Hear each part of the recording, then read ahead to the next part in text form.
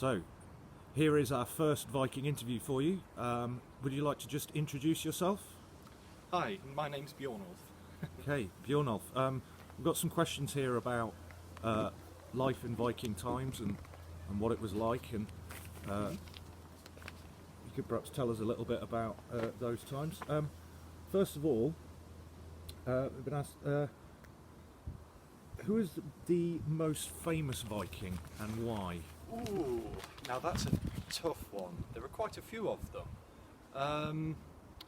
Some of my favourites.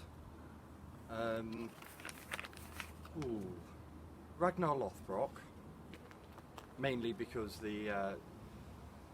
his surname there translates into hairy breeches. Then you've got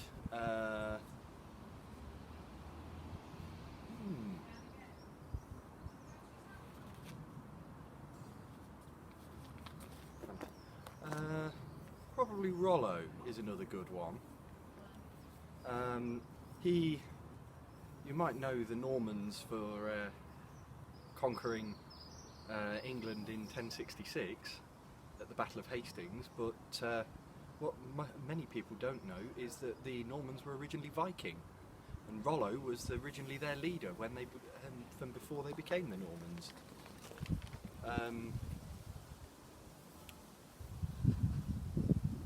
And Eric Bloodaxe, and is another one, because he had a very bloody axe, killed a lot of people. Thank you. Another question here. What did your house look like that you lived in? What was it made of? And now, that tended to vary depending on who you were. Obviously, if you're a king, you can afford a bigger house. The kings probably would have. Everyone would have used wood to build their house. You don't tend to get much houses made of stone or other materials. Probably with straw for the roof. Most of them would probably have been single room, possibly with another room or two off at the back. But especially for the poorer, the farmers, it would have just been single room, and everyone would have slept in there, including the livestock. okay, thank you. Just one more, I think, before we go. What were the most effective weapons of the time? What did they make their weapons out of? And what sort of weapons did they have? Ooh, effective weapons. That is a very good one. I do like that. Most weapons for the period were made out of